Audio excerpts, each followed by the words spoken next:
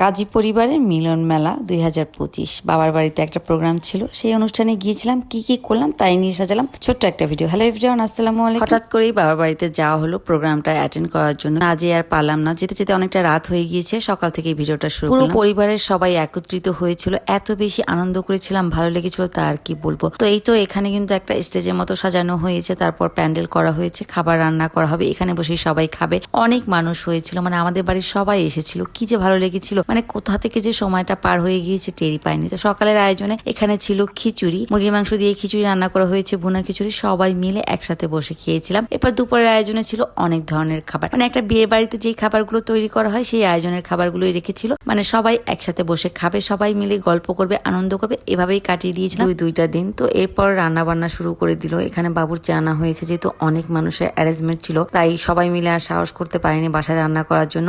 তো বাবুর্চিরা দুই দিনের রান্না বান্না সব করবে, তারাই সবকিছু করবে, আর বাড়ির সবাই একসাথে মিলে গল্প করবে, আনন্দ করবে। অনেক ধরনের খেলার আয়োজন করা হয়েছিল, মানে এইগুলোতেই তারা অ্যাটেন্ড করবে, তার জন্য রান্না বান্নার দায়িত্বটা আর কেউ নেয়নি। তো বাবুর্চিরা এখানে রান্না বান্না শুরু করে দিয়েছে, সব মশলাপাতি রেডি করে নিয়েছে। কিছু কিছু রান্না হয়েও গিয়েছে, আবার কিছু কিছু রান্না বাকি আছে, সেগুলো করে নিচ্ছিল। তো আমি আবার গেলাম একটু দেখতে যে রান্না বান্নায় কি আয়োজন ছিল। তো এরা কিন্তু জোর রান্না শুরু করে দিয়েছে, কারণ দুপুরে আবার সবাই খাবে। নামাজ পড়ে, যেহেতু শুক্রবার অনুষ্ঠানটা ছিল, নামাজ পড়ে এসে সবাই খাবারটা খাবে। তো আমি আমাদের বাড়ির খাটলাটা আপনাদের একটু শেয়ার, ছোটবেলার অনেক স্মৃতি জড়ানো আছে, চিন্তা করলাম আপনাদের সাথে একটু শেয়ার করি। মাশাআল্লাহ, দেখতে কিন্তু অনেক সুন্দর, পুকুরটা কিন্তু অনেক বড়। এই পুকুরে আমরা অনেক গোসল করেছি, আর এখন স্মৃতির গেলাম একটু হাতটা ধুতে, তো একটু ভিডিও করে নিলাম। খুব ভালো লেগেছিল। গোসল করি না অনেকদিন হলো, পুকুরে ইচ্ছা করছিল, বাট এখন আর করা হয় না। তো অনেকক্ষণ পানি নিয়ে হাতটা ধুচ্ছিলাম, ভালোই লাগছিল। এরপর দুপুরে খাওয়া দাওয়ার জন্য সবকিছু রেডি করে নিয়েছে। মিলাদ মাহফিলও হয়েছিল, মানে যা বাড়িতে যত মুরব্বীরা আছে তাদের সবাই মিলাদ মাহফিল করার পরে মোনাজাত ধরার পরে খাবারটা শুরু করে দিল। তো আমি আমার একটা প্লেট নিয়ে নিলাম, এখানে রোস্ট, ফিশ ফ্রাই ছিল।